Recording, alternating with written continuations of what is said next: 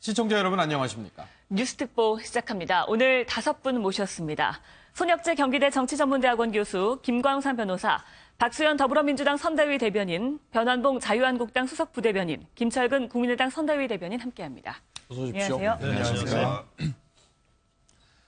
이 자리에는 안 계십니다만은 바른정당에서 의원들이 집단으로 탈당을 했죠. 13명이 탈당을 했습니다. 나머지 한 분은 지금 상중이라 어쨌든 사실상 탈당할 걸로 보여서 도합 14명이 바른정당에서 이탈할 것으로 지금 알려졌습니다. 이와 관련해서 이것이 어떤 대선 후보, 대선 구도에 엄청난 영향을 미칠 것이다. 또는 그렇지 않을 것이다. 의견이 현재로서는 좀 조심스러운 부분이 있는데 관련한 영상을 좀 보시고 얘기 나누겠습니다. 오늘 바른정당 소속 국회의원 13명은 보수 단일화를 통한 정권 창출을 위해 바른정당을 떠나 자유한국당 홍준표 후보를 지지하기 위해 이 자리에 함께하고 있습니다. 홍준표 후보와 함께 지금까지 이 나라를 발전시키고 지켜온 보수 세력의 집권을 위해서 지나간 과거와 서로에 대한 아픈 기억은 다 잊고 대동단결하기를 이 자리를 빌려 촉구하는 바입니다. 어제 사실상 탈당을 결정을 했잖아요. 14분이. 그래서 지금 또 회동을 하고 있는데 거기에 대해서 좀 어떻게 생각하시는지. 저는 못할 일이라고 할 수 없습니다. 그분들. 네.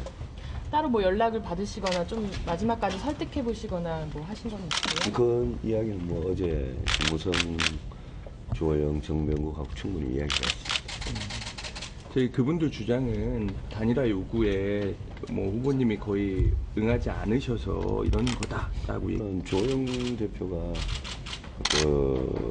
홍준표 후보 측에 여러 번 이야기했는데 그쪽에서 거절을 여러 번 했어요.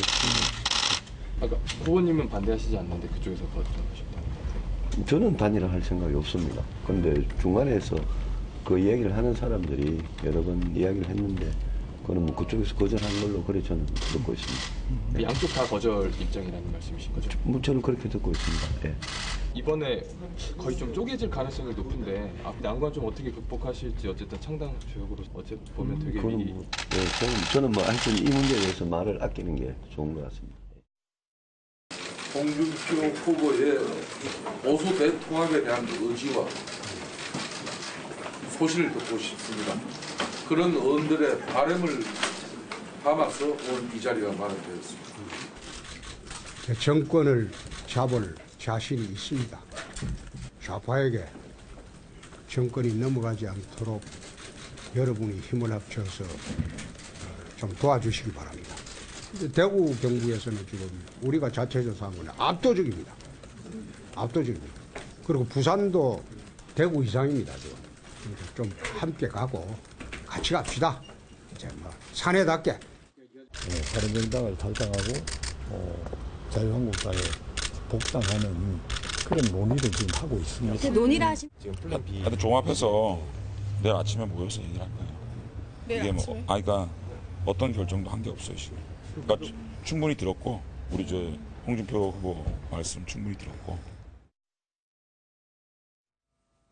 예, 어제부터 급물살을 탄 이 논의에 대해서 지금 바른정당 관계자가 안 계시기 때문에 김광삼 변호사께 먼저 어떤 취지에서 지금까지 영상을 쭉 보셨기 때문에 한 것으로 보이는지 풀이를 해주시고 향후 전망에 대해서도 조금 짚어보시면 나머지 분들께 차례대로 공평하게 기회 드리겠습니다. 일단 바른정당 내에서는 이미 유승민 후보가 지금 지지율이 오르고 있지 않잖아요. 그래서 그분은 굉장히 위기감이 있다 저는 이제 그렇게 봅니다. 그리고 이제 최근에 홍준표 후보의 어떤 급격한 상승 이런 것들이 영향을 미쳤고 이제 3자 단일화라는 얘기를 많이 꺼냈지만 사실 3자 단일화는 굉장히 어려운 상황으로 가지 않았습니까? 그래서 홍준표 후보의 어떤 현재 어떤 선거 전략적으로 보면 보수의 어떤 집합을 할 수 있는 그런 걸 굉장히 극대화했고 선거운동을 굉장히 잘하고 있다고 봐요. 그렇기 때문에 지금 물론 바른정당의 어떤 존재감도 굉장히 중요하지만 그 정당 내에 있는 의원들은 결국 뭐 다음 지방선거도 있고 총선도 있지 않겠습니까? 그런데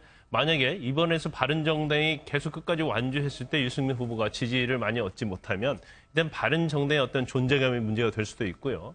또 본인들의 어떤 정치의 생명과도 굉장히 관련이 있다고 봅니다. 그렇기 때문에 일단 모양새는 유승민 의원을 어떻게든 설득해서 홍준표 자유한국당과 뭐 합당을 하든지 아니면 홍준표 후보를 지지하는 방향으로 설정을 했는데 아마 본인도 알고 있을 거예요. 왜냐하면 유승민 후보가 계속적으로 후보 사퇴는 없다고 얘기를 했기 때문에 이제까지 어떤 뭐 단일화랄지 후보 사퇴 그런 문제들은 일단 자유한국당으로 가기 위한 좀 명분이 아니었나 이제 저희가 그렇게 의심해 볼 수밖에 없어요. 그런데 사실 대선이 지금 7일밖에 남지 않았습니까? 그래서 저 바른정당의 어떤 저런 의원들, 일부 의원들이 자유한국당에 간 것 자체가 사실은 이제 홍 후보에게는 어떤 형태로든 굉장히 도움이 된다고 봅니다. 그리고 또 보수 세력을 결집하는 데 있어서도 굉장히 영향을 미친다고 봐요. 그래서 사실은 물론 뭐 저렇게 감으로 말미암아서 도로 새누리당이라는 그런 비판도 받을 수 있어요. 그래서 역풍이 불 수도 있지만 종국적으로 보면 홍준표 후보에게 좀 도움이 되는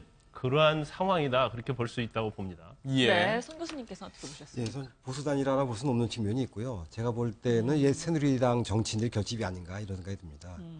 현재 이 보수적 유권자층들이 분열된 상황 아니겠습니까? 탄핵을 찬성했던 그런 보수적 유권자들이 현재 홍준표 후보와 자유한국당을 지지하는 그런 상황이고요.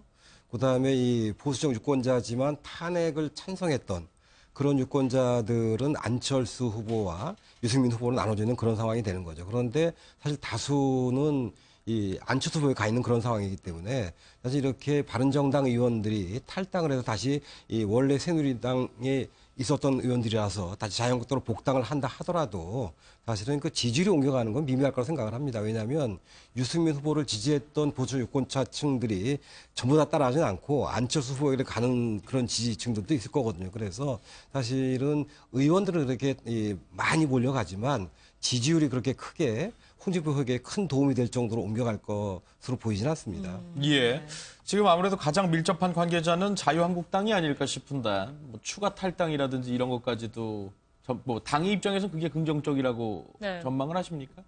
선거 초반에는 과연 우리 당이 이번에 후보를 내서 대선을 치를 수 있을까라는 우려가 상당히 많았습니다. 저희 당원들 대상으로도 상당히 분위기가 안 좋았는데 일정 기간 이제 홍준표 후보가 일단 목소리를 내고 메시지를 내기 시작하면서 상당 부분 이제 당원들의 공감을 얻기 시작했거든요. 그 와중에서 이제 유세를 다녀보면 당원들의 가장 공통된 말이 보수가 일단 결집을 해야 된다. 보수 단일화를 해야 된다. 일단은 뭐 역할 노릇소원에 있어서 좀 차이는 있었고 뭐 한때 나가긴 했었지만 유승민 후보의 바른정당과 반드시 단일화를 해야 된다는 요구가 상당히 많았습니다. 그러니까 이번에 탈당하신 의원들 같은 분들 같은 경우에도 지역에서 그런 목소리도 듣고 계시거든요.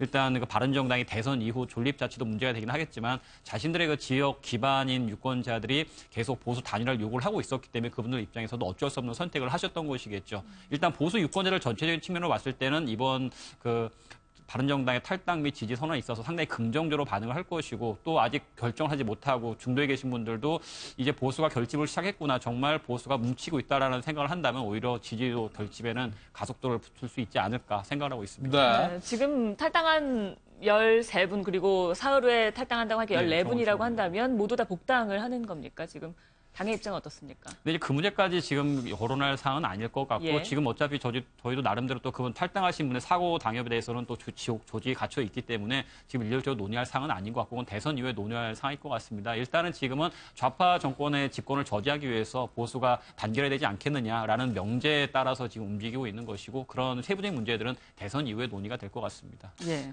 그러면 지금 말씀대로 한다면 어찌 보면 바른정당 소속의 의원들이 기묘한 동거를 할 수 있는 그런 양상도 펼쳐지게 되는 건데 국민의당 입장에서는 인위적인 단일화는 없다고 했습니다만 이렇게 이탈자가 나오게 되면서 국민의당으로 다른 분들이 올 수 있는 가능성에 대비를 하고 계시는 거냐고 이런 표현이 맞는지 모르겠습니다만 염두에 두고 계신 바가 좀 있는지도 궁금해집니다. 그런 건 없는 것 같습니다. 저는 오늘 이 상황을 보면서 왜 우리가 정치를 하는지 이 근본적인 물음을 좀 던지게 됐습니다. 정치는 그래도 기본적으로 명분이 좀 있어야 되고요. 그 명분에 따라서 움직여야 되는데 이분들이 탄핵을 찬성하냐 반대하냐를 가지고 그 탄핵에 찬성한 분들이 나와서 지금 분당을 했던 거 아닙니까? 새로운 보수의 가치를 열겠다고 했고 그 보수의 가치를 열어가는데 굉장히 어려움이 있겠죠. 왜냐하면 세력이나 이런 것들이 많지 않고 충분한 그 조직적 뒷받침도 없고 이런 상황이었기 때문에 어려움이 있었을 건데 예. 이게 지금 대선 기간 중에 이렇게 일부가 이렇게 이탈해서 다시 간다? 그분들이 무슨 명분으로 같이 하는 건지를 저는 일단 모르겠고요. 우선 국민들을 너무 우습게 보는 게 아니냐 이런 생각이 좀 듭니다. 그리고 국민들이 두렵지 않냐 이런 물음도 좀 던지고 싶고요. 그런데 저는 국민들이 심판할 것이다 이렇게 봅니다. 오히려 박근혜 전 대통령의 국정농단 사건 이전으로 한국 정치를 되돌리려고 하는 퇴행적 시도다 이렇게 보입니다. 이른바 1당과 2당의 기득권 대결, 그다음에 친박과 친문의 적대적 공생관계의 복원, 한국 정치가 끊임없는 싸움판으로 밖에 갈 수 없는 이유가 여당이 주장하면 야당이 반대하고 야당이 주장하면 여당이 반대하고 반대를 위한 반대를 하고 정말 대한민국, 새로운 대한민국을 위해서 뭔가 앞으로 한 걸음 나가야 되는데 예. 진영 싸움에, 진영 논리에 갇혀서 싸움만 하는 정치로 다시 퇴행할 우려가 있다는 생각이 듭니다. 그래서 저는 정말 옳지 않은 선택들을 하고 있다. 그리고 국민들이 전부 보고 있고 충분히 심판할 것이다. 이렇게 생각을 하는데 이번 대통령 선거는 12월 20일 날 치러지는 정상적인 선거가 아닙니다. 박근혜 전 대통령의 국정농단 사건, 국정농단 사건의 핵심은 부정부패, 권력 사유화입니다. 이 부분을 이번 대통령 선거를 통해서는 없애야 되고 새로운 대한민국을 열어가자는 선거인데 네. 이게 평상시 하는 선거처럼 예전에 진보 대 보수의 표결집 하는 그래서 표결집에서 이렇게 해서 대통령 되면 나라가 바뀝니까? 5년이 지나면 나라가 바뀝니까? 예. 저는 그렇지 않다고 봅니다. 그래서 예. 국민들은 충분히 알고 있다. 그래서 충분히 국민들이 심판할 것이다. 이렇게 생각합니다. 지목을 당하셨기 때문에 박수현 대변인은 조금 있다가 네. 여쭤보고 변한봉 수석 부대변인께 다시 여쭤보겠습니다. 네. 이런 평가에 대해서는 어떻게 당연히 생각하십니까? 그런 말씀을 하실 거라고 생각을 했었는데 일단 그 자유한국당에서 사실 친박이라는 계파 자체가 존재를 하지 않고 친박의 상징성을 가졌던 분들도 당원권 정지 등으로 정선이 활동이 불가능한 상황입니다. 현재 당내 지도부라든가 여러 구성들을 봤을 때도 과거 친박이라든가 정권의 핵심과 가까이 있었던 분들은 안 계시거든요. 정우택 대표님이라든가 원내대표라든가 홍준표 후보도 그 당시에는 경상남도 지사를 하면서 도정에 전념하고 있었던 것이지 현재 지금 자유한국당 내에서 지도부에서 과거 친박의 뭐 8인, 10인 막 얘기가 나왔었는데 그런 분들 중에서 과연 자유한국당에서 어떤 분들이 남아 계시는지 좀 말씀을 좀 먼저 드려야 될 것 같고 두 번째로 만약에 바른정당에서 탈당하신 13분, 14분들이 국민의당에 갔어도 똑같은 말씀을 하셨을지 한번 좀 묻고 싶습니다. 왜냐하면은 안철수 그 후보나 뭐 김종인 대표 같은 경우에도 탄핵에 반대한 세력들이 있다. 한국당 내에서도 탄핵에 반대한 세력들은 우리는 뭐 그 사람들 제외하고는 다 받을 수 있다라고 얘기를 하셨습니다. 그럼 그분들이 탄핵에 반대했다라는 거 해가지고 그러니까 그 탄핵에 기준만 딱 정해서 그것만 가지고 한국당에 가면은 한국 정치가 퇴보한 것이고 정말 잘못된 것이고 국민의당으로 가면은 국민에게 정말 올바른 선택하는 것이가 만세를 불러야 할 것이고 과연 정책에 따라 달라지는 것인지 그거는 약간은 좀 어폐가 있지 않는가 싶은 것이고요. 그분들이 이 선택을 하게 된 것은 결국에 말씀했던 것처럼 일단 보수 대결집에서 보수 후보가 당선을 돼야지 않겠느냐라는 의지에 따라서 하셨던 것이지 굳이 뭐 이분들이 여기 갔으면 나쁘고 여기 갔으면 좋고 한국 정치가 퇴보하고 그렇게 이분법적으로 보는 것 자체가 좀 문제가 있지 않을까. 오히려 안철수 후보가 나름대로 명확한 가치를 제시하고 이념적인 대결 자체가 아니라 과연 문재인 후보의 좌파 집권을 저지하기 위해서 안철수 후보가 그에 충분한 대항마로서 어떤 이념적 색깔을 드러내고 어떤 지향점을 드러내가지고 보수와 중도 모든 사람들의 표를 흡수했다면 바른정당 분들이 그쪽으로 가셨었겠죠. 근데 그런 상황이 아니거든요. 예. 지금 안철수 후보는 분명히 하락하고 있는 추세고 그렇기 때문에 왔던 건데 조금 더 현실을 좀 보셨으면 논쟁이 불거지면 1분 정도만 시간을 제한하죠. 예, 여기에 얹어서 이것도 같이 여쭤보겠습니다. 김종인 개혁 공동정부준비위원장이 그간은 오겠다는 의원 받지 않았지만 이제는 여러 가지로 검토를 하겠다라고 얘기를 한 상황이거든요. 이것도 같이 얘기를 해주시죠. 우선 눈 가리고 아웅하는 것 같아요. 우리 변한봉 변호사님 굉장히 합리적이신 분인데 당을 대표해서 나오니까 이렇게 좀 하시는 것 같은데 우선 박근혜 대통령이 지금 당원입니까 아닙니까? 당원과 정리가 돼 있으시죠. 당원이죠. 그렇죠. 그러니까 당원인데 박근혜 대통령에 대해서 어떠한 조치도 안 취했죠. 그러니까 당원 당규에 정해진 대로만 있는 거잖아요. 네. 그러니까 그리고 박근혜 대통령의 그 구속을 시키지 말라고 청원서 냈죠. 그러신 분들이 있죠. 70몇 명이가 냈잖아요. 네. 이런 걸로 보면 지금 그 이른바 자유한국당은 구새누리당을 그대로 그 전통과 법통을 다 이어받은 친박당이라고 해도 과언이 아니죠. 그 제가 얘기한 게 틀리지는 않았을 겁니다. 이제 그 말씀 드리고 이제 김종인 그 전 대표님이 이제 이른바 대통합 정부 개혁 공동정부 추진위원회를 구성을 하면서 광범위하게 이렇게 좀 그 많은 사람들하고 함께 하려고 합니다. 근데 국민들이 동의할 수 없는 분들이 있죠. 그러니까 동의할 수 없는 분들은 탄핵에 찬성했던 분들, 그 분과 그 세력, 그리고 박근혜 전 대통령의 국정농단 사건의 주요한 원인 중에 하나가 개파 패권주의라고 생각을 하는데요.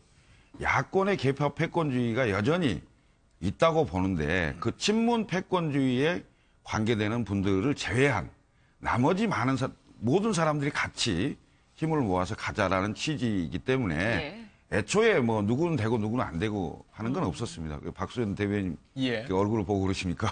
네, 알겠습니다. 박수현 대변인께 여쭤보겠습니다. 지금 어쨌든 구 여권 세력은 판을 키우려는 모양새인데 더불어민주당은 계속 뭐 지금 지지율상으로 보면 격차를 더 벌리고 있는 상황이어서 어떤 전략일지도 좀 궁금해집니다. 예. 어쨌든 지금 오늘 바른정당의 오늘 이 사태를 보면서 느끼는 것은 제가 느낌을 여기다 좀 몇 개 적어놨었는데 우리 김철근 대변인께서 말씀하신 거 똑같습니다. 좀 보셨습니까? 근데 아마 한마디로 좀 안쓰럽다는 생각이 들고요.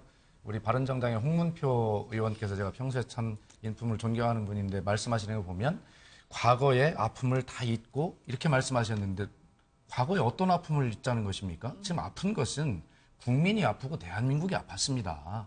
그런 탄핵 정권을 운영했던 그 책임에 대해서 통감하지 못하고 오직 보수 단일화라고 하는, 여기에는 보수라고 하는 이름을 붙일 자격조차 없습니다. 보수는 원칙과 명분을 지키는 것이 보수의 자랑 아니겠습니까? 그런데 어떻게 탄핵에 찬성했던 또 반대했던 저런 극단적인 세력이 어떤 집권을 연장하기 위해서 저렇게 뭉칩니까? 그리고 보수 단일화입니까? 저는 탄핵을 당한 정권을 연장하기 위한 꼼수이고 국민 속임수다. 이렇게 단언할 수밖에 없습니다. 그리고 김철근 대변인 아까 말씀 잘하셨습니다만 지금 국민께서는 새로운 대한민국을 건설해달라는 그런 소망으로 가득 차 계신데 저런 것들이 거기에 걸림돌이 되고 저런 것들이 적폐고 아까 우리 그 변한봉 우리 수석 대변인께서 그 친박이 없다 이렇게 말씀하셨는데 맞습니다. 친박에 몇 명 상징되는 그런 사람들은 없는지 모르지만 적어도 친박이라는 이름 속에는 사람뿐만이 아니라 대통령을 탄핵에 이르게 한 그런 구조적인 모순 이런 것들이 총합이 다 있는 것이거든요. 그렇기 때문에 이런 부분들은 국민께서 명확히 보실 것이고 더불어민주당 입장에서 보면 자 이런 것들이 자칫 정치가 희화화되고 정치가 후퇴되어서 정치 전체가 이게 뒤로 물러나 이런 모습이 보이지 않는 이런 걱정이 되고 유불리를 따질 문제는 아니다 이런 생각이 들고요. 그래서 아마 그 국민들께서 명확하게 지켜보실 거다 이런 생각이 들고 어쨌든 이런 문제에 대해서 지난 탄핵을 거치면서 대한민국이 겪었던 아픔과 국민의 고통 그리고 국민의 앞으로의 소망 이런 것들을 보고 앞으로 나가야 되는 것 이 부분에 대해서 국민은 선택하실 것이다 이렇게 봅니다. 이제 바른정당 이제 저런 것들을 보면서요. 우리가 처음에 대선 조기 대선이 시작될 때 조기 대선의 원인은 박근혜 전 대통령에 의한 탄핵 때문에 시작된 거 아닙니까? 그래서 그때는 이제 기울어진 운동장이라고 해서 이제 보수 어떤 후보가 보수의 어떤 꼬리표를 들고는 이제 대선에서 어떻든지 표를 얻기 어렵다 이제 그런 예측을 많이 했었어요. 그리고 이번 대선이 이념 구도 그리고 어떤 지역적 구도가 붕괴된 그런 대선이라고 얘기했었는데 사실 대선은 얼마 남지 않은 상황에서 북한의 어떤 핵육이랄지 또 트럼프발 북한에 대한 선제타격 이런 게 나오면서 굉장히 안보가 흘러갔고 또 여러 TV 토론을 하면서 이제 홍준표 후보의 어떤 약간의 색깔론적인 면 그리고 그 진보와 보수를 나눌 수 있는 그러한 이슈를 가지고 계속 파이팅을 하면서 결국 선거 자체가 이전과 다른 대선이 되리라고 생각했는데 결국 이념적인 구도로 가고 있다는 거죠. 더군다나 이제 바른정당의 저런 일부 의원들이 자유한국당에 가면서 결국 이번 선거 자체가 또 그전과 똑같이 보수 대 진보의 싸움으로 지금 가려고 하는 방향으로 가고 있다고 봐요. 그래서 과연 이제 저렇게 갔을 때 국민들이 대선 후보를 뽑는 데 있어서 또 다른 어떤 대통령을 뽑는 기준의 잣대가 어떤 그 대통령이 정권을 잡으면 정말 정치를 잘하고 국가 국내를 위해서 일할 수 있는가 이제 그런 부분으로 가야 하는데 결국 모든 사람들은 결국 진보적과 보수적인 이념을 대부분이 갖고 있어요. 물론 중도적인 사람들이 있죠. 예. 그렇지만 지금 대선의 흐름을 보면 7일밖에 남지 않았음에도 불구하고 이젠 진보와 보수의 어떤 그런 이념적인 구도로 가고 있다는 거죠. 그래서 예. 저 부분은 이제 물론 홍준표 후보가 굉장히 선거 구도를 굉장히 잘 짠 측면이 있다고 봅니다. 네. 그렇지만 저렇게 갔을 때 우려된 측면도 굉장히 많이 있다고 봐요. 예. 근데 사실은 그 바른정당이 이제 창당한 지 100일이 안 되는 정당이거든요. 새로운 보수를 내일이면 100일이죠. 새로운 보수를 만들겠다고 했는데 사실은 그 명분은 뭐 친북 좌파 정권을 막아낸다는 명분을 내세웠지만 사실 우리나라에서 현 상황에서 좌파 정권이라면 심상정 후보가 당선되는 건 좌파 정권이고요. 나머지는 좌파 정권이 아닌 상황입니다. 그런 상황에서 친북 좌파를 얘기했지만 실제로는 이 바른정당 의원들, 탈당 의원들이 각자 자기가 살아남기 위해서 각자 도생하는 것이 아닌가. 뭐 그런 생각을 지울 수가 없습니다. 왜냐하면 사실 이 자유한국당이, 그러니까 옛 새누리당이 이제 침몰하는 것 같으니까 거기에서 이제 이 탈출을 먼저 했는데 예. 탈출한 이후에 이 침몰할 줄 알았던 이 새누리당이 자유한국당 이름을 바꾸면서 이렇게 이제 견고하게 남아있는 그런 상황에서 오히려 자신들이 탄 배가 쉽게 빠르게 가지 못하는 그런 상황이니까 다시 옛 배에 올라타려고 하는 그러면서 자신의 개인적인 정책 이익을 네. 위한 그런 것이 아닌가 그런 면이 있기 때문에 사실은 바른정당 의원들이 자유한국당에 들어가는 것이 저는 자유한국당에 커다란 도움이 안 되리라고 봅니다. 예, 알겠습니다. 그렇군요. 다른 의견도 혹시 있습니까? 저 그 부분에 좀 한 말씀 예. 드리고 싶은 것이요. 일단 그 바른정당의 의원들이 가능하고 유승민 후보를 지지했던 표가 네. 과연 홍준표 후보에 가는 것은 별개의 문제라고 생각해요. 왜냐하면 일단 유승민 후보를 지지하는 그런 유권자들은 아마 제가 볼 때는 안철수 후보의 지지 성향이 좀 강한 그런 유권자들로 봐요. 예. 그런데 저런 부분을 우리가 왜 무시할 수 없냐면 일단 자유한국당이 바른정당에 있는 어떤 의원들을 흡수함으로써 결국 보수의 어떤 결집을 한다는 상징적 의미가 굉장히 큽니다. 그래서 예. 일단 유승민 의원의 표는 가지고 가지 않을 망정 이전에 머물러 있던 보수표의 결집을 할 가능성이 크다고 보는 거죠. 그래서 예. 그 부분에 대해서 이제 국민의당이 특히 그 경계를 좀 많이 해야 할 부분이라고 봅니다. 예. 그래서 상당히 저 부분은 대선에서 굉장히 영향을 미칠 수 있는 아주 중요한 터닝 포인트가 될 수 네. 있다. 저는 그렇게 봅니다. 예. 네. 짧게 좀 부탁드립니다. 저는 정반대해서 그럽니다. 예. 이른바 퇴행적 정치 구조로 가는 것에 대한 국민적 우려가 굉장히 크다고 보고요. 그것을 이른바 보수가 좋습니다. 보수가 단합하고 뭐 결집해야 된다. 명분이 있어야 될 거 아닙니까? 보수라고 하는 게 결국은 박근혜 전 대통령의 국정농단에 책임 있는 세력입니다. 부정부패를 만들어낸 그 세력에 책임 있는 후보거든요. 그 후보한테 가서 힘을 보탠다? 제가 보기에는 국민들로부터 오히려 역풍을 받을 가능성이 있고 국민들은 바로 잡을 것이다 이렇게 생각을 합니다. 그래서 예? 결국 저 의원들이 개인적으로 지역구에서 튼튼한 기반을 가지고 있었다면 옮겼겠습니까? 저는 아니라고 봅니다. 오히려 기반이 약했기 때문에 옮겼다면 결국은 자기 표는 별로 많지 않은 경우라고 봐야 되겠죠. 근데 김철근 대변인 말에 저는 뭐 완전 예, 예. 동의를 해요. 근데 동의를 하는데 그 부분이 약간 이상적일 수 있다는 걸 말씀을 드리는 거예요. 예, 그러니까 알겠습니다. 현실적이면 좀 다를 수도 있다. 예. 그런 말씀을 드리는 겁니다. 네. 지금 요 얘기를 마지막으로 변환봉 부대변인께 여쭤보고 끝내죠. 네. 유승민 후보는 일단 안 하겠다는 거잖아요. 네. 근데 여론조사로 단일화 하겠다는 얘기가 나와요. 그러면 어떤 식으로 정리가 되는 겁니까? 사실 그거는 이제 유승민 후보의 본인의 이야기지 이게 공시로 오간 얘기는 아닙니다. 그러니까 뭐 단일을 하게 되면 뭐 여론조사하자 여러 개가 나올 수 있었겠죠. 근데 예. 자유한국당 입장에서는 보수의 적통은 우리고 유승민 후보가 오히려 나간 사람인데 당대당 입장에서 대등한 입장에서 그럴 필요는 전혀 없다. 왜 우리가 그런 수를 밟아야 되냐라고 해서 거부를 했던 것이지 그게 대등한 입장에서 볼 계제는 아니거든요. 네. 바른정당이라든가 유승민 후보 입장에서는 당연히 뭔가 대등한 입장에서 어떤 협상을 하고 싶어 했겠지만 자유한국당 입장에서는 전혀 그럴 필요가 없습니다. 지지율 차이라든가 여러 가지 측면에서. 그렇기 때문에 만약에 보수 대통합이라는 대의 명분을 가지고 있다면 그냥 들어오면 되는 것이지 어떤 조건을 달지 마라라는 게 서로 그 정도 말했던 것이었던 거지 그 유승민 후보께서 이제 지나치게 본인의 입장을 좀 말씀하신 게 아닌가. 그럼 자유한국당에서 생각하는 단일화라 함은 유승민 후보의 사퇴를 생각하는 그렇죠. 건가요? 예, 예. 당연히. 예, 알겠습니다. 네. 지금 이제 선거가 막바지로 치달으면서 각 후보의 전략별 또는 뭐 가치 지향점 이런 예. 것들을 다시금 살펴보면서 이에 대한 평론을 하도록 하겠습니다. 문재인 후보의 적폐청산론이 다시금 본격적으로 수면 위로 떠오른 모습인데요. 관련한 영상 보시고 얘기 나누겠습니다. 최순실을 비롯해서 국가 권력을 이용한 부정축제재산 모두 국가가 환수하겠습니다. 이명박 정부 사대강 비리, 방산 비리, 자원외교 비리도 다시 조사해서 부정축제 자산 있으면 환수하겠습니다. 앞서 구역권 이슈를 다뤘기 때문에 박수현 대변인께서는 말씀 기회가 많이 없었기 때문에 이 관련한 취지를 먼저 박수현 대변인 입으로 듣고요. 관련한 평론이 있으면 다시금 반론 기회를 먼저 우선해서 드리는 걸로 정리를 하겠습니다. 먼저 설명해 주시죠. 네. 지금 이제 뭐 왜 적폐론을 일주일 남겨놓고 다시 꺼내느냐 이것이 질문 아니겠습니까? 자, 적폐라는 말 꺼내면 안 됩니까? 저는 오히려 그렇게 묻고 싶습니다. 예. 자, 우리가 앞으로 전진하기 위해서는 잘못된 과거에 대해서는 철저하게 진실을 규명하고 진상을 찾아내고 그런 반성 위에 새로운 미래로 나아갈 수 있는 출발이 되는 것이지, 자, 통합이라는 명분하에, 미명하에 그냥 과거에 잘못된 모든 잘못된 걸 덮고 시작하자라고 하는 것은 그것은 모래 위에 집을 짓는 것과 똑같은 것이죠. 그것이 우리 역사가 증명하고 있습니다. 그렇기 때문에 이것은 너무나 당연한 당위론 입장에서 보면 당연한 것이고요. 예. 또 문재인 후보가 그러면 과거의 모든 걸 다 뒤지자는 얘기냐? 그것이 아니라 정확히 지금 적시하지 않습니까? 국민이 너무나 궁금해하시는 4대강의 비리나 방산 비리, 뭐 이런 것들은 당연히 우리가 어떤 정부가 출범하든 이 문제는 국민적 요구에 의해서 다시 들여다보고 진상 규명을 할 필요가 있다라고 생각을 합니다. 자, 그러면 적폐청산만 하고 끝내자는 얘기냐?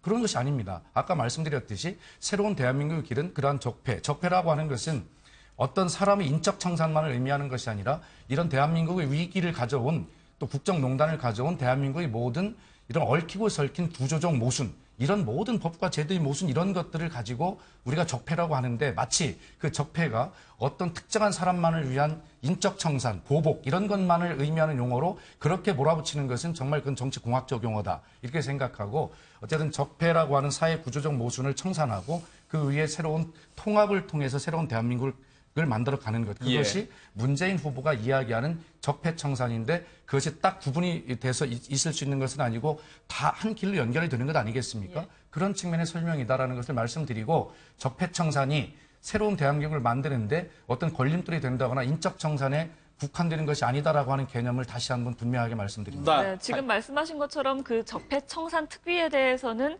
다른 당에서 비판이 나오고 있는 게 사실입니다. 어떤 내용의 비판이 있는지 당 대표에서 먼저 한 번씩 들어보고요. 이야기 다시 나눠보겠습니다. 지금 적폐청산을 말씀하셨는데, 사실 적폐청산이라는 요구 자체는 그 민주당 경선에서 이재명 시장이 이제 가장 먼저 들고 나왔던 얘기였죠. 근데 이제 문재인 후보는 이제 통합을 얘기하다가 선거 이제 막바지에 갑자기 적폐를 얘기하고 있습니다. 그리고 말씀하셨던 것처럼 사대강 자원외교 방산비리까지 얘기를 하고 계시죠. 예. 그런데 이제 사실 박근혜 정부가 들어서서 제일 먼저 했던 것이 사자방에 대해서 이제 조사했던 것이었죠. 그래서 이명박 정권에 대해서 정치 보복을 하는 것이 아니냐라는 그 오해를 받을 정도로 사대강과 자원외교 방위산업에 대해서는 철저히 조사했었습니다. 국정농단에 있어서도 특검을 통해서 그야말로 거론된 인물 중에서는 우병우 정도 외에는 다 구속을 했었죠. 사자방과 국정농단 이미 조사가 거의 다 됐습니다. 지금 새롭게 이게 적폐청산을 얘기한다는 것은 그나마 이제 판이 흔들리고 뭔가 위태로우니까 지지층을 결집을 해야겠구나. 적폐청산의 용어를 들고 나오신 걸밖에 보이진 않습니다. 뭔가 문재인 그 캠프 쪽에서 상당히 조급해하고 있구나. 개종같이 통합을 얘기하면서 다 된 것처럼 하고 있다가 이게 뭔가 심상치 않으니까 우리 지지층들한테 이제 비상벨 눌러가지고 결집해야겠다. 다시 한번 우리 지지층을 좀 분위기를 업시켜야겠다는 생각에서 적폐라는 걸 가져온 것이 아닌가, 좀 그렇게 볼 수밖에 없을 것 같습니다. 김철근 대변인은요? 저는 일단 문재인 후보의 말을 믿을 수가 없습니다. 말이 너무 상황에 따라 오락가락하기 때문에 처음에 후보 수락연설 때 적폐 얘기를 가장 먼저 했어요. 그다음에 그 정권 연장 세력이라는 표현을 또 썼습니다. 그다음에 조금 있다가 그 통합 얘기를 썼어요. 그다음에 선거 며칠 안 놔두고 다시 또 적폐 얘기를 했고, 어제 한 라디오 또 인터뷰에서는 예. 선거가 끝난 이후에 협치 얘기를 했습니다. 적폐 세력이라고 명시한 그 세력하고 어떻게 협치가 되죠? 사람이 다 감정이 있는 건데요. 그리고 통합을 하려면, 그러니까 제가 보기에는 지나간 과거 일에 대해서 전부 다 묻자 이런 것은 문제가 있겠죠. 그렇지만 국민적 관심사를 가지고 있는 부분에 대해서 분명히 파헤칠 부분은 파헤쳐야 되겠죠. 그렇지만 그 부분을 먼저 앞세워서 파헤칠 부분을 앞세워서 상대를 전부 적대시하고 적으로 가두고 내 아군을 지지층을 넓히려고 하는 선거 전략에 너무 주안점을 두다 보니 결국은 혹시 뭐 그럴 일 없겠습니다만 혹시 집권을 해서 뭔가를 하더라도 결국 5년 동안 싸움만 하고 마는 그런 정치의 연장으로 갈 수밖에 없다. 저는 이건 대단히 옳지 않다. 대통령 후보로서 앞으로 새로운 대한민국을 만들어 가려고 하는 구상을 갖고 있다면 정말 옳지 않는 구상이다 이렇게 생각을 하고요. 그리고 믿을 수가 없어요. 믿게 해주세요. 자, 대한민국을 이끌어 가겠다는 그 대통령 후보가 이렇게 이 적폐 통합, 협치 이렇게 상황에 따라서 자기가 좀 자신감이 있을 때는 통합, 좀 불리할 것 같으면 적폐, 그리고 선거 끝나서 내가 이긴다 전제하에서는 협치. 이게 되겠습니까? 이게 다 선거 전략으로 보이고 국민들은 뭘 믿고 따라야 됩니까? 제가 보기 그래서 문재인 후보는 문제가 있는 겁니다. 예, 거짓말처럼 보인다 이겁니다. 네, 손혁재 교수님하고 김광삼 변호사는 잠시만요. 조금 중립적인 입견을 남겨두고 예, 박수현 대변인 말씀드리겠습니다. 예, 우리 김철근 대변인 말씀 아주 옳으신 지적이고요. 자, 대통령 선거 기간 중에 선거 공학적 선거 전략이 없을 수 없습니다. 그러나 그거 이전에 아까 제가 설명드렸듯이 적폐청산과 새로운 통합의 길이라고 하는 것은 한 연장선상에 다 있는 것이다라는 말씀을 분명히 드렸고 우리 김철근 대변인께서 그 정도 충분히 알아들으셨으리라 생각하는데 우리 김 대변인께서 당을 대표하시다 보니까 마치 못 알아듣신 것처럼 공격을 하시는데 한 선상에 있는 것이고 자, 어떤 분이 대통령이 되셔도 대통령은 예를 들어 대북 문제를 다룬다 할 때도 당근과 채찍이라고 하는 두 가지 어떤 방법들을 가지고 그때 상황에 따라 선택을 해서 적절한 걸 정책 어젠다로 쓰는 것 아니겠습니까? 수단으로. 자, 마찬가지죠. 가서 이 부분을 강조할 때, 이 부분을 강조할 때가 있는데 그것이 그렇다고 해서 어떤 사람이 신뢰가 없다라고 이렇게 말씀하시는 건 너무 과한 표현이신 것 같고요.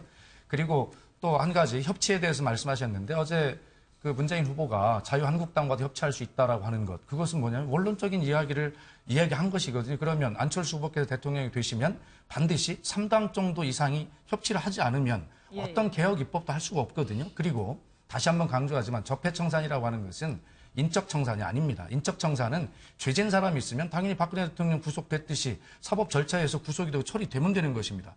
그 인적 청산이 된 그 자리에 그런 어떤 농단이 일어나게 된 그 법과 제도를 어떻게 개혁 입법을 통해 만들어내느냐라고 하는 것이 진정한 적폐청산 아니겠습니까? 그러려면 개혁 입법을 만들려면 여기서 국회 협치가 필요한데 바로 그러한 대통령이 되고 나면 선거는 선거고 그런 현실 구조를 현실성을 인정해서 야당 당사로 찾아가고 자 그리고 자유한국당이 그런 적폐를 만들어낸 국정농단을 만들어낸 그런 부분에 대해서 국민께 적어도 사죄하고 사과하는 마음으로 개혁 입법에 협조한다면 그렇게 할 수 있다라고 하는 그런 이야기. 그건 안철수 후보님께 여쭤봐도 그렇게 답변하실 것 같은데요. 네, 이제 두 분 제가 한 말씀만 드릴게요. 네, 한 말씀 듣고 두 분 듣게요. 예. 저희는 적폐 세력이라고 명시하지 않았습니다.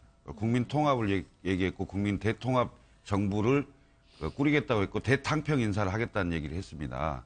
그리고 명시는 했죠. 개파 패권주의에 있는 세력, 그다음에 박근혜 전 대통령 국정농단의 탄핵에 반대한 세력하고는 같이 할 수 없지만 나머지 모든 세력은 같이 하겠다고 분명히 명시했습니다. 그런데 그렇다고 저게 적폐라고 얘기하지는 않았지 않습니까? 제가 말씀드릴게요. 적폐라는 개념을 우리가 좀 개념에 약간 모호성을 가지고 정치에 논란이 되는 것 같아요. 그러니까 첫 번째는 적폐라는 건 쌓여있는 폐해 아닙니까? 폐해는 잘못된 걸 갖다 청산하겠다는 말은 제가 볼 때는 뭐 자유한국당도 마찬가지고 민주당도 마찬가지고 국민의당도 다 동의를 할 겁니다. 그런데 지금 적폐의 개념에 대해서 이번 대선에서는 어떤 개념이 됐냐면 적폐 세력이다. 그러니까 사람을 지칭하는 것이 돼버렸어요. 그러다 보니까 마치 정치적 보복이냐 인적 청산이냐 이제 그런 개념으로 가면서 각 당끼리 굉장히 논란이 있다고 봐요. 그런데 일단 뭐 적폐라는 걸 청산을 해야 한다는 데서는 어느 누구도 거기서 이의를 제기 안 한다고 저는 봅니다. 그런데 이제 적폐 세력 또 아니면 뭐 보수 괴멸 이제 그런 얘기가 나오면서 마치 정말 현재 어떤 적폐와 관련되지 않는 보수를 지지한다거나 아니면 뭐 그와 연대하는 사람들을 마치 적폐인 것처럼 지칭하는 그런 오해된 개념이 좀 있지 않나 저는 싶어요. 그래서 그 부분이 좀 정리가 돼야 한다고 보고요. 그다음에 이제 선거 전략과 관련해서 이제 문재인 후보를 제가 한번 보면 문재인 후보가 처음에 들고 나온 것이 이제 촛불 집회와 관련해서 정권 교체, 적폐 청산 그렇게 들고 나왔는데 그 캐치프레이즈는 굉장히 저는 잘 됐다고 봅니다. 왜냐하면 박근혜 전 대통령 어떤 탄핵과 관련해서 이제 이러한 조기 대선 또 국가가 굉장히 농단을 당한 그런 사태이기 때문에 그 캐치프레이즈는 맞다고 봐요. 그런데 사실 이제 박근혜 전 대통령이 구속이 되고 박근혜 전 대통령의 측근들이 다 사법 처리가 되면서부터는 사실은 국민이 어느 정도는 이제 적폐의 어떤 그런 부분이 청산이 됐지 않느냐 이제 그런 여론이 있었기 때문에 문재인 후보가 적폐라는 개념을 좀 뺏는 것 같아요. 그래서 잘 쓰지 않았습니다. 그런데 다시 이제 적폐라는 개념을 강하게 들고 나오고 있죠. 그것은 이제 선거 전략이라고 보는데 그 이유는 저는 그렇게 봐요. 이제 홍준표 후보가 TV 토론할 때 어떤 한반도의 위기 상황을 적절하게 활용을 해서 보수의 결집을 유도하고 있단 말이에요. 그래서 보수의 결집에 대해서 지지층을 확보를 또 해야 하는 그런 차원이 있기 때문에 지금 선거 막판에 다시 적폐 척결이라는 그러한 어떤 선거 용어를 가지고 선거 전략을 세우고 있다. 저는 그렇게 봅니다. 선거 전략적 차원에서는 저는 뭐 잘하고 있다 그렇게 평가하고 있습니다. 네, 전 뭐 적폐란 용어와 통합과 협치가 서로 대립되는 개념이 아닙니다. 그러니까 적폐 청산을 하면서 통합할 수 있고요. 적폐 청산과 협치는 또 별개의 문제인데 이걸 갖다가 적폐를 얘기하면 협치를 얘기하면 안 된다. 이건 아닌 거거든요. 예를 들면 현재 우리나라 대통령들이 예를 들면 이제 지금까지는 거의 과반수가 안 되는 숫자에서 거의 뭐 당선이 됐었거든요. 근데 지난번에 이제 박근혜 전 대통령은 51.6% 당선이 됐지만 그런데 문제는 뭐냐면 내가 당선될 때는 40% 50% 당선이 된다 하더라도 40% 50% 나를 지지한 지지만의 대통령인 것이 아니라 나를 지지하지 않은 모든 사람을 다 합쳐가지고 100% 국민의 대통령이 돼야 됩니다.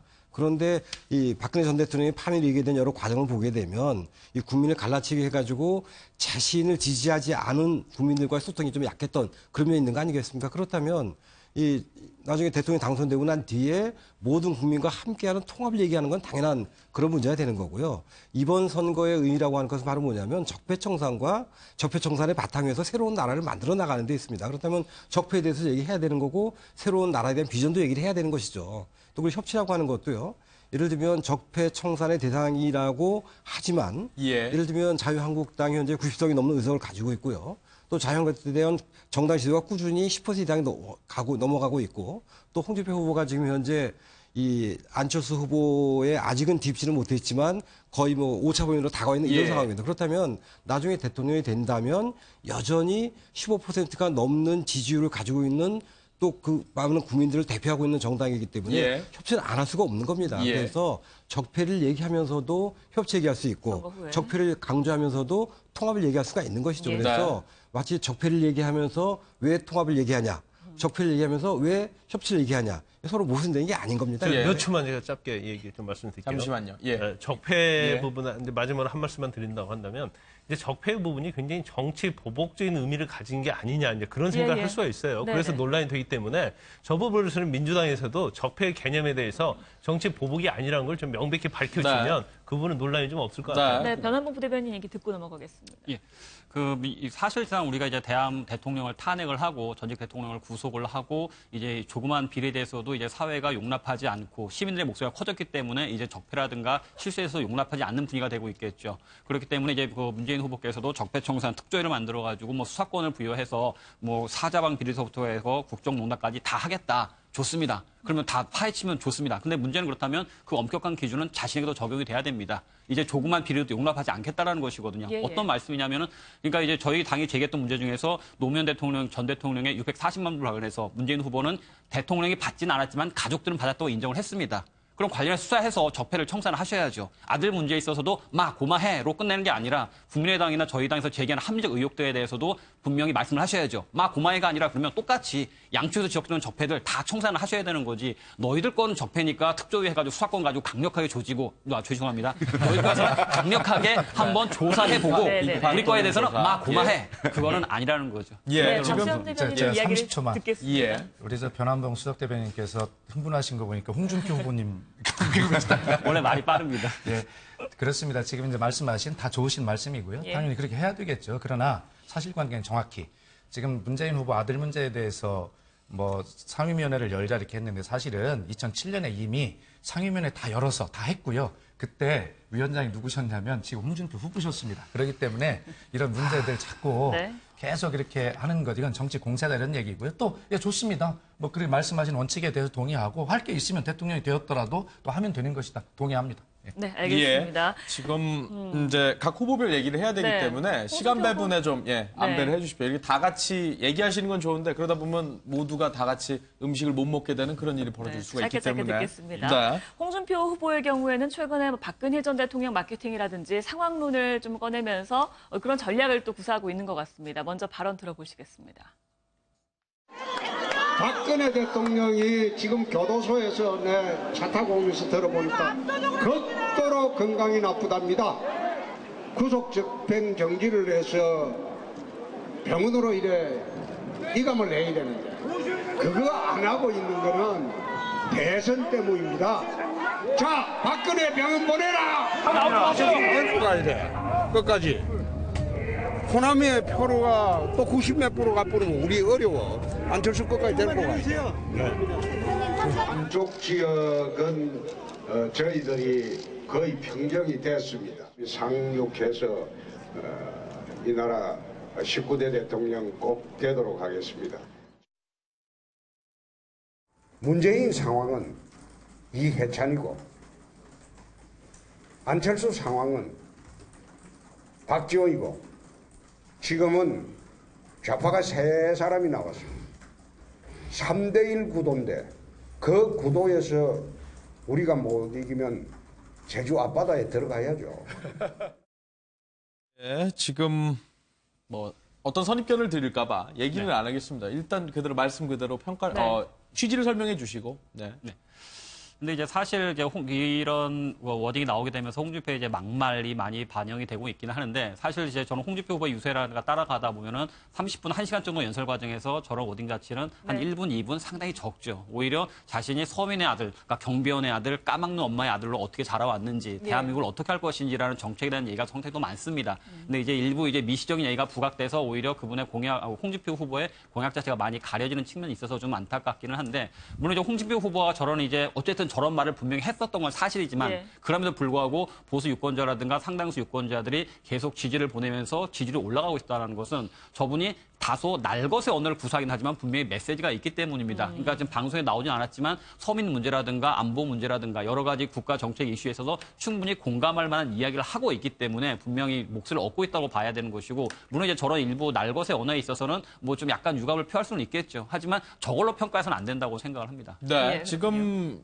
이해찬 전 대표가 갑자기 또 이제 불려 나왔습니다. 이른바 상황론이라는 틀 안에서 다시금 나오게 된 셈인데 이 부분에 대해서는 어떻게 평가하십니까? 예, 저 이해찬 전 총리 발언이 바로 제 옆에서 하신 발언이거든요. 예. 공주세에서. 근데 보수 세력의 괴멸이라고 하지 않고 극우 보수 세력의 괴멸이라고 얘기했습니다. 그렇기 때문에 저건 꼬투리 잡힐 말이 아니고 당연히 극우 세력이라고 하는 양극단을 이제는 좀 배제하고 좀 어떤 합리적이고 보편 타당한 그런 어떤 주류들이 형성이 돼야 되지 않겠습니까? 그런 부분을 지적한 것이고 또 이해찬 의원이 발언하기에 앞서서 사실은 색깔론이라고 하는 것 때만 되면 우리 그 소위 진보 진영의 색깔론을 덮어 씌우고 지긋지긋하다라고 하는 그런 어떤 설명의 과정에서 우리 변환봉 대변인 말씀하신 바로는 그런 어떤 쭉 흐름이 있는 것 아니겠습니까? 그런 측면이고요. 분명히 극우 보수 세력의 괴멸을 이야기한 것이고 아마 그런 측면에서 이제 우리 홍준표 후보님께서는 굉장히 그 선거를 규정하는 것에 굉장히 능한 정치인이시기 때문에 딱 포인트를 잘 짚으시는 것 같은데 이거 하나는 충고해드리고 싶습니다. 제가 그 자유한국당 대변인님들마다 나와서 토론을 하다 보면 서민의 언어다. 서민을 가장 잘 이해하고 있다. 이렇게 말씀하시는데 경비원의 아들이신 홍준표 후보께서 실제 아파트 경비원에게 막말을 하신 경우가 있어요. 그걸 뭐 여기서 밝히진 않겠습니다만 그렇기 때문에 서민의 언어라고 하는 것이 품격이 없는 것이 서민 언어냐라고 하는 것에 대해서는 오히려 대다수 서민 국민을 잘못 이해하는 것이다. 이렇게 말씀을 드리고 싶고 오히려 서민의 언어라면 저렇게 품격 없는 것보다는 품위가 있으면서도 가슴이 따뜻해지는 그런 따뜻한 말이 서민의 언어다. 이렇게 충고를 드리고 싶습니다. 네. 김철근 대변인 말씀 주시죠. 우선 국정농단에 책임 있는 후보가 사실은 출마를 안 했어야죠. 안 했어야 했는데 자꾸 나와서 저런 얘기 하고 계신다는 게 국민의 80% 이상은 지금 정권 교체가 거의 확실하다고 이렇게 얘기하고 있습니다. 그러면 지금 홍준표 후보께서 보수를 단합해서 이렇게 한다는 게 본인들이 가장 미워한다고 할 수 있는 문재인 후보의 선대본부장을 하고 있는 건지 킹메이커 역할을 하고 있는 건지 모르겠습니다만은 그리고 나오셔서 지금 유세 때 뭐 박지원 대표 보고 뭐 상황 뭐 이런 얘기를 하는데 그러면 홍준표 후보가 당선이 되면 박근혜 전 대통령은 옥황상제가 되는 겁니까? 그러니까 이렇게 물론 국민들에게 뭐 이른바 쉽게 설명하고 뭐 이렇게 세력 관계를 얘기하기 위해서 그렇게 설명을 할 수도 있겠지만은 그런 좀 과도한 얘기다. 그리고 무슨 뭐 호남의 이중대 뭐 이런 얘기 막 하시잖아요. 그것은 지역 그 기반 있는 그 세력에 대해서 구별을 짓고 그러니까 이른바 지역 감정을 좀 유발시키고 그다음에 진보 대 보수를 갈라치고 이런 식으로 이렇게 선거 그 득표 활동을 하려고 하는 건데 저는 이번만큼은 우리 국민들이 그게 안 먹힐 겁니다. 그래서 너무 애쓰시지 않아도 된다. 이 말씀을 좀 드립니다. 이것도 하나만 더 여쭤보고 다시 얘기 듣겠습니다. 안철수 후보가 끝까지 가야지 한국당이 유리하다. 이런 얘기를 홍준표 후보가 했습니다. 그러니까 사자 구도로 가서 본인이 이제 더 높은 지지율을 얻겠다. 이런 뜻으로 해석이 되는데 그에 대해서는 어떻게 보십니까? 그럼요. 본인 희망이라니까요. 이게 평상시 선거 같으면요. 예? 진영 논리와 지역 기반을 가진 정치 세력을 가지고 분석이 가능합니다. 그렇지만 지금은 대통령 보궐선거고요. 우리가 엄청난 국민들이 광화문과 전국 각지에서 촛불을 들어서 현직 대통령이 내려와서 보궐선거를 하는 상황 아닙니까? 그게 지금 단 며칠 안 됐다고 이렇게 잊어먹고 그 진영 보수냐 진보냐 뭐 어느 지역이냐 이런 식으로 예전에 그 어떤 선거 대결 구도, 정치 대결 구도로 계속 과거로 퇴행하려고 한다면 우리는 새로운 대한민국을 위해서 단 한 발자국도 나갈 수가 없습니다. 그런데 실제로 대한민국 국민들은 강력하게 새로운 대한민국에 대한 열망을 갖고 있기 때문에 이 양 진영에 대한 반드시 심판을 하고 비판해 주실 거라고 봅니다. 알겠습니다. 변한봉 대변인 말씀 듣겠습니다. 선거 때 이제 정치인들이 국민은 위대하다고 항상 얘기를 합니다. 근데 사실 저는 이게 그냥 워딩인 줄 알았는데 저도 이제 선거를 겪어보니까 국민은 위대하다는 말은 정말 실감을 하게 됩니다. 선택에 있어서는 정말 그 결과 항상 절묘하거든요. 만약 우리가 정치인들 항상 규정짓기 논의를 하는데 이제 우리 국민의당에서는 우리 자유한국당에 대해서 국정농단 세력이다라고 얘기를 하겠지만 똑같이 반박을 한다면 그쪽은 호남이 절대 지분을 가지고 있고 박지원 원내대표가 대표이기 때문에 그쪽은 호남 이중대입니다. 그건 뭐 그렇게 규정 지을 수밖에 없는 겁니다. 근데 그럼에도 불구하고 국민들은 일단은 그 위대한 국민들은 홍준표 후보에게 점차 관심을 가지고 지지를 하고 있습니다. 찍고 있습니다. 앞서 말씀드렸던 것처럼 홍준표 후보가 저렇게 막말을 하고 다소 날것의 언어를 구사하고 몇 가지 언어에 대해서 규정짓기 노래를 한다고 해서 국민들이 홍준표 후보를 지지하는 것은 아닙니다. 현재 위급한 안보 상황에서 홍준표 후보가 어떤 얘기를 하고 있고 서민 문제에 대해서 어떤 이야기를 하고 있고 경제 문제나 사회 문제, 교육 문제, 흑수저 문제에 있어서 분명히 나름의 정확한 철을 가지고 얘기를 하고 있기 때문에 국민들이 귀를 기울이는 것이고 물론 우리 언론에서 방송하는 입장에서는 이제 좀 이것도 상당히 좀 이슈가 될 만한 이슈니까 저런 미시적인 측면에 초점을 맞추긴 하겠지만 결국 국민들은 정책을 보고 공약을 보고 그 사람의 전반적인 상황을 살펴보고 후보를 지지하는 것이지 이렇게 뭐 호남 박지원 상황이다 아니면 이해찬 상황이다 그 말을 보고 찍는 것은 아니거든요. 국민은 위대하다는 것은 정치인들 모두가 잘 알고 계시는데 이렇게 규정짓기를 하면서 우리가 좀 가리는 것이 아닌가 싶은 좀 아쉬움이 있습니다. 나머지 두 분 말씀 듣고 다시 사실 뭐 홍준표 후보는 뭐 당내 경선부터 지금까지 일관된 자세를 가져왔습니다. 그것은 바로 뭐냐면 지역적으로는 영남 지역, 그다음에 이 이념적으로는 보수적 유권자들의 지지를 호소하는 그런 전략이죠. 모든 국민을 상대로 선거운동을 하는 것이 아니라 또는 뭐 당내 경선에서 모든 당원을 대상으로 한 것이 아니라 바로 이쪽 지역에 또는 이 자기와 이념 성향이 같은 이런 분들을 위한 해왔기 때문에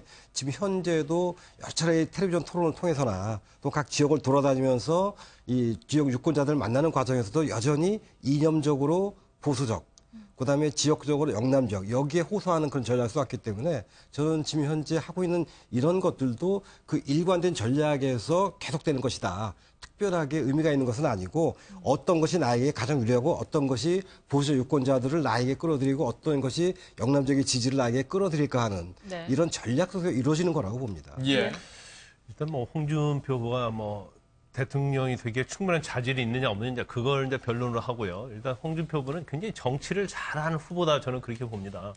사실 뭐 비호감도에서 어느 때는 뭐 한 80%까지 올라왔어요. 그런데 그걸 굉장히 적절히 잘 활용했다고 볼 수 있는 겁니다. 그리고 사실 뭐 안철수와 관련된 또 문재인 후보와 관련된 그런 부분에 있어서 뭐 박지원의 상황이다랄지 이해찬의 상황이랄지 이런 사실 어느 구사도요. 다른 후보가 쓸 수 없는 어느 구사예요. 그런데 사실은 안철수 후보와 관련된 이제 박지원 상황 이런 부분은 상당히 잘 먹혔다고 봐요. 그래서 이게 막말이고 어떻게 보면 대통령 후보로서 품격이 없다는 비난을 많이 받아왔지만 본인의 어떤 지지를 높이는 데서는 분명히 어떤 영향을 많이 미쳤다 이렇게 봅니다. 그런데 대선이 지금 한 7일밖에 남지 않은 상황에서 계속적으로 이제 문재인을 공격하겠다는 거죠. 그래서 뭐 저희가 선거 유세 연설할 때도 뭐 주유소 습격사건 영화를 하면서 한 놈만 팬다 이제 그런 굉장히 자극적인 언어거든요.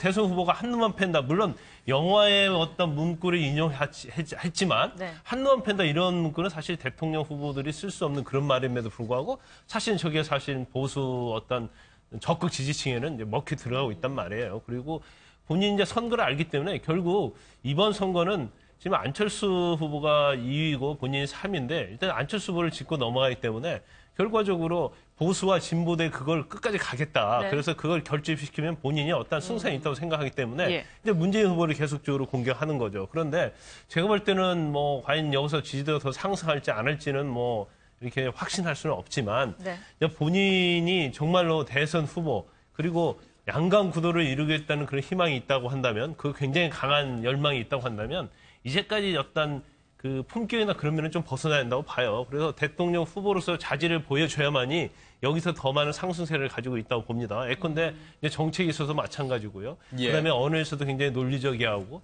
또 대통령이 됐을 때 어떤 비전을 보여줘야지 여기서 한 단계 지지도가 점프할 수 있는 것이지 알겠습니다. 계속 이런 막말과 보수 결집에 기대한 그것만 가지고는 한계가 있어 보인다. 저는 그렇게 보고 싶습니다. 변한봉 대변인 마지막으로 말씀 듣고 넘어가죠. 짧게 듣고 넘어가겠습니다. 이 같은 비판에 대해서 어떻게 생각하십니까? 특별히 뭐 계속 뭐 다른 전직 대통령 예를 들은 건 뭐 바람직하진 않겠지만 노무현 전 대통령도 대통령 못 해먹겠다라는 막말로 구설수에 올랐습니다. 물론 이제 거기에 대해서 우리 새누리당이나 당시 한나라당, 새누리당, 자유한국당도 비판을 많이 했었죠. 물론 이제 홍준표 후보가 그렇게 날것의 오늘을 구사하는 것에 대해서는 저도 당에 소속된 입장이지만 조금 자중하셨으면 싶다라는 얘기는 있습니다. 하지만 줄곧 말씀드렸던 것처럼 그 날것의 언어만 보시지 말고 홍준표 후보가 그 전으로 구사하는 그 분명한 메시지를 본다면 과연 국민들이 왜 홍준표 후보에게 관심을 갖는지 분명히 알 수 있을 거라고 생각을 합니다. 네, 이제 안철수 후보의 이야기도 좀 들어보겠습니다. 뭐 유세 현장에서는 절박함을 드러내기도 했는데요. 먼저 목소리 들어보시고 이야기 이어가겠습니다. 만약에 문재인 후보가 대통령으로 당선된다면 나라는 분열하고 무능하고 부패한 정부가 되고 그리고 우리는 전 세계에서 가장 과거로 뒤돌아가는 그런 나라가 될 겁니다. 그렇게 놔두시겠습니까? 그래서 저는 정말로 절박합니다. 저는 국회의원 사퇴했습니다. 모든 것 다 던졌습니다. 왜냐? 우리나라 살리기 위함입니다. 우리나라 이대로 두면 산산조각 갈갈이 찢기는 분열된 나라가 됩니다. 제가 그렇게 놔둘 수 없지 않습니까? 안철수! 그냥 이대로 놔두면 우리나라는 부패하고 무능한 정권이 실패하게 되는데 그렇게 놔둘 수 없지 않습니까? 안철수! 김철근 대변인의 안 후보의 취지를 먼저 입을 통해 듣겠습니다. 옳은 얘기 아닙니까? 우선은 그 개파 패권주의에 대한 경고를 끊임없이 하는 겁니다. 그러니까 지금 박근혜 전 대통령의 국정농단 사건의 원인이 주요 원인 중에 하나가 이른바 친박 패권이거든요. 그러니까 친박 패권의 핵심, 개파 패권의 핵심은 그 개파 내에 있는 사람들끼리 끼리끼리 나눠 먹고 이른바 사유화되기 때문에 권력이 견제와 그 균형이 안 잡히는 거죠. 그래서 뭐 동창회나 뭐 향후회 하듯이 이런 개념이 돼버리기 때문에 문제가 된다는 거죠. 그런데 이제 실제로 문재인 후보를 겨냥해서는 얘기를 하는 겁니다. 그러니까 친문 패권이라는 걸 얘기를 하는데 문재인 후보가 지난 대통령 선거 이후에 민주당에 있으면서 당 대표를 이른바 당 대표를 했던 사람들이 다 떠났습니다. 손학규, 박지원, 그다음에 김종인, 안철수, 그다음에 김한길 이런 분들이 다 떠난 이유들이 있을 거란 말입니다. 그리고 당내에서 그 경선 과정에서도 쭉 나왔습니다. 상대 후보들이 여기 좀 박수현 대변인 계십니다만 안희정 지사 그때 대변인 하셨잖아요. 안희정 지사가 질린다 정말 질린다 이런 얘기가 나온 정도고요. 18원 후원금에 그다음에 막 문자 폭탄에 갔을 때 후보가 사실은 그걸 좀 자제를 했어요. 적극 지지자들이기 때문에 좀 자제해라 이렇게 나왔어야 되는데 그건 뭐 지나가는 양념 아니냐 뭐 이렇게 또 표현해서 이른바 민주당 내에 친문 패권이 굉장히 강화돼 있는 이런 부분을 지적을 하고요.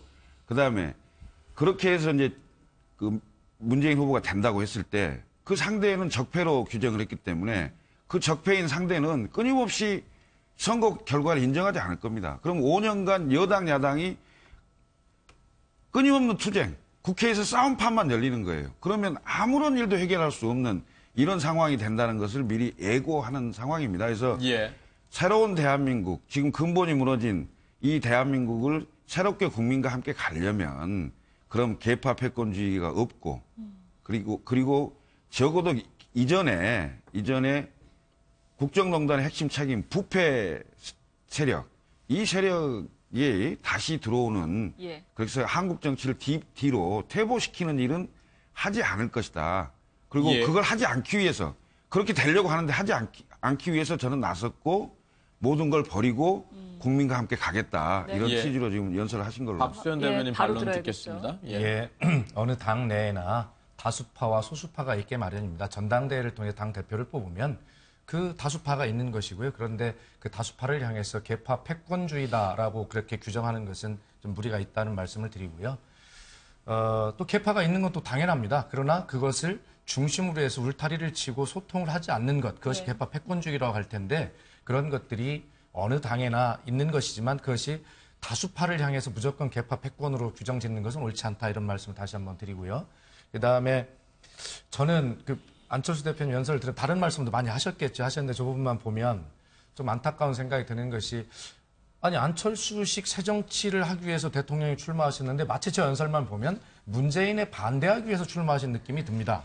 그리고 지금 반문연대라고 그렇게 하지 않습니까? 그래서 저는 이걸 반문의 역설이다 이렇게 말씀을 드려보면 그렇게 해서 모든 분들이 반문재인을 기치로 지금 다 모이고 있는데 오히려 그럴수록 여론조사는 점점 격차가 벌어지고 있어요. 이것이 반문의 역설이 아닌가 이런 생각을 하고 그러므로 국민은 새로운 대한민국을 위해서 너희들 뭐 할래? 답변해봐라라고 하시는데 우리는 문재인에게 반대하기 위해서 모입니다. 라고 하는 것을 국민이 다 알아보시는 것이거든요. 그래서 이런 것들이 과연 옳은 것인가 하는 생각이 들고요. 그래서 어쨌든 우리 김철근 대변인과 오늘 제가 똑같은 말씀을 계속 하고 있는데 어쨌든 새로운 대한민국을 가기 위한 어떤 출발로 이 대선을 규정하는 것 그리고 거기에 맞는 합리적 행동과 대안을 제시하는 것 이런 것들이 결과적으로 국민이 보고 싶어하는 모습이다 이런 생각이 들고 그다음에 문재인 후보의 편협성에 대해서 좀 지적을 아까 하시려고 하신 것 같은데 왜 옆에 있던 사람 다 떠나냐 그럼 제가 이렇게 여쭤보겠습니다. 손학규 대표님 2012년에 문재인 후보와 대통령 후보 경선을 했다 패배하신 분입니다. 박지원 대표님 또 당 대표 선거에서 아깝게 패배하신 분입니다. 정적이죠. 그렇다고 해서 그분들이 다 포용하고 통합하지 못한 결과적으로 못한 문재인 후보의 문제도 지적을 당연히 받을 수 있습니다만 그것이 꼭 문재인 후보만의 문제겠느냐라고 하는 것에 대해서도 분명히 좀 생각을 해 주십시오라고 부탁을 드립니다. 네, 김철근 대변인 얘기 바로 듣겠습니다. 박수현 대변인께서는 당내 비주류인데 그 주류 입장을 대변을 잘하시네요. 이런 말씀을 드립니다. 그러니까 뭐 여러 얘기를 합니다만은 우선 안철수 후보는 새로운 정치 대통합의 정치를 하겠다라는 얘기는 누차 얘기를 한 거고요. 저 부분만 이제 따와서 방송으로 하니까 정치를 국민을 보고 하지 문재인 안 되게 하기 위해서 정치하겠습니까? 그런 사람은 없을 겁니다. 그리고 이제 문재인 후보에 대해서 한 말씀을 더 드리면 그 국정 경험 얘기를 상당히 합니다. 근데 문재인 후보가 언제 국정 경험을 얼마나 했습니까? 그 노무현 대통령 시절에 민정수석, 뭐 시민사회수석 그 비서실장 한 것 갖고 얘기를 하는 것 같은데 한때 노무현 정부에 대한 국민들의 평가는 아주 이루 말할 수 없었어요. 그러니까 지지율이 거의 한 자리 숫자까지 갔고요. 그리고 박수현 대변인께서 그 후보로 모셨던 안희정 지사가 한 얘기가 있어요. 친노는 패족이다. 이렇게까지 얘기한 적이 있습니다. 그렇다면 그때 당시에 그 성공한 정부였다고 생각을 안 했을 겁니다. 국민들 대부분이. 이른바 실패한 정부의 국정 경험을 가지고 본인이 마치 뭔가 경험이 많은 것처럼 다른 사람은 안 해본 것처럼 얘기하는데 물론 실패한 경험도 경험이니까 뭐 존중을 하겠습니다마는 그렇게 자랑할 일은 못 된다. 이 말씀 드리겠습니다. 네, 박수현 대변인 말씀 듣고. 예, 제가 실패도 경험이다라고 말씀드리려 했더니 바로 이렇게 말씀하시는데 두 분이 오늘 잘 통하시네요. 예, 그러나 그 당시에 참여정부의 실패라고 하는 것 워낙 거센 공격 속에 그렇게 규정할 수 있었습니다. 결과적으로 시간을 지나고 보면 참여정부의 모든 경제지표나 여러 가지 지표들이 역대 어느 때보다 훌륭한 그런 과정 중에 있었다라는 것이 지금에 와서 증명이 되고 있고 또 설사 그 당시 실패를 규정이 됐다 하더라도 역사라고 하는 것은 과거와 현재와의 대화라고 그랬습니다. 결과적으로 실패한 역사 속에서도 새로운 현실을 만들어낼 수 있다면 그리고 미래를 내다보는 창으로 활용할 수 있다면 얼마든지 훌륭한 것이다 이렇게 말씀을 드릴 수가 있겠고요. 그래서 어쨌든 노무현 정부의 또 문재인 후보가 가장 잘 이해하고 있는 것은 그 당시에는 받아들여지지 않았지만 시대 정신이라고 하는 것이 어떤 것인가라고 하는 것을 충분하게 우리 한국 사회에 던진 점 그런 것들을 가지고 지금 논쟁하고 앞으로 나아가고 있는 과정 아니겠습니까? 그런 대한민국 사회 시대 정신과 역동성을 던진 노무현 정부의 어떤 결과를 꼭 실패라고 그 당시와 똑같이 규정할 수 있겠는가라고 하는 것에 대해서 뭐 다양한 평가가 있을 수 있다고 생각합니다. 예. 제 얘기는 한때 패족이었다 이 소리입니다. 네, 전원봉 대변인 말씀 듣겠습니다. 그 이제 각 가정마다 선거 공보가 배달이 됐었을 겁니다. 예. 저도 이제 각 후보들의 선거 공보를 한번 훑어봤었는데 안철수 후보 같은 경우는 미래와 변화를 얘기하고 있습니다. 네. 아까 유세승 연설도 보면은 참 옳은 말씀 많이 하셨습니다. 새 정치를 하겠다, 새로운 대한민국을 열겠다, 아주 좋은 말씀이십니다. 그런데 이제 항상 모두 사람들이 가는 공통적인 질문은 도대체 새 정치가 뭐느냐. 안철수 후보가 정치권에 입문하신 후부터 줄곧 말씀하셨던 새 정치가 뭔지는 솔직히 저는 아직도 모르겠습니다. 그리고 이제 새로운 대한민국을 말씀하시고 새로운 미래를 여는 첫 대통령이 되겠다고 말씀하시는데 도대체 그 새로움이 뭔지 강론이 뭔지는 아직도 모르겠습니다. 그리고 김천호 대변인 오늘 나와서 말씀 많이 하셨는데 제일 많이 사용하신 용어가 국정농단과 적폐 세력입니다. 결국 다르지 않은 것 같습니다. 그러니까 김총월 대표께서 말씀하신 게 어떤 의미냐면은 결국 그냥 상대방에 대한 네거티브 외에는 새로 정치가 새로운 대목이 무엇인지 그 안철수의 모습을 보여주지 못하고 계신 것 같습니다. 그러니까 아까 연설도 당연히 옳은 말씀이시죠. 당연히 저 공감합니다. 예. 옳은 말씀이셨습니다. 근데 그것을 해서 무엇을 하시겠다는 말씀이십니까? 거기에 대한 대답이 없다고 저는 보여졌기 때문에 과연 저렇게 추상적이고 공허한 구호의 나열이 무슨 의미가 있느냐. 그게 바로 안철수 후보의 한계가 아니겠느냐. 예. 그렇게 보여집니다. 아니 저한테 시간을 좀 주시면 내가 얘기할 건데. 예. 1분만 말씀 네. 부탁드릴게요. 네. 우선 새 정치는 현실 정치를 바꾸는 겁니다. 기득권 정치를 깨는 거죠. 우선 지난 4.13 총선에서 국민의당을 탄생시켰다는 것 자체가 새 정치였다고 저는 생각합니다. 이른바 양당의 기득권 대결 정치를 3당 간에 이른바 합의하는 정치로 바꿔갔고요. 그다음에 국민의당이 있었기 때문에 이른바 박근혜 국정농단 사건과 탄핵을 이끌어낼 수 있는 원동력이 됐다. 그래서 현실 정치를 바꿔가는 게 새 정치다. 이 말씀을 드리겠습니다. 네, 알겠습니다. 남은 두 분께 짧게 드리겠습니다. 일단 좀 우려되는 것이요. 예. 지금 어떤 대선기간이 짧아서 그런지 너무 이렇게 막판으로 가면서 이제 구도의 정치가 좀 돼가고 있다고 네. 봐요. 그러니까 정치공학적인 정치가 돼가고 있다는 거에 굉장히 우려를 표하고요. 오늘 TV 토론이 마지막으로 있는데 결국 국민 전체가 누구 후보의 어떤 정책이 좋기 때문에 나는 누굴 지지한다. 그렇게 말하는 분이 없어요. 그만큼 정책이 실종됐다는 얘기예요. 그러니까 공약이 실종됐다는 얘기거든요. 그래서 그 부분에 있어서는 이번 어떤 선거에 있어서 굉장히 좀 우려를 많이 표합니다. 예, 이번 선거도 상당히 문제가 있다고 생각이 되는데요. 김철근 대변인이 여러 차례 말씀하셨습니다만 사실은 이번 선거라는 게 보궐선거 아니겠습니까? 그렇다면 지난 4년 동안의 박근혜 정부의 잘못 또는 박근혜 정부가 이명박정을 이어왔다면 9년 동안의 문제에 대해서 국민들이 평가하고 책임을 묻고 하는 그런 선거가 돼야 되는데 이상하게 촛불 집회 때부터 이 선거 구도가 어떻게 짜여져 가냐면 문재인이 아니냐. 또 문재인을 지지하느냐 반대하느냐 이거 가지고 구도가 짜여진 것 같아요. 그러니까 지금 단일화 이야기도 양당이 계속 거부하고 부정하고 있습니다만 계속해서 반문연대라는 관점에서 얘기가 계속되고 있고 또 그걸 추진하려는 색도 여전히 남아있는 그런 거고요.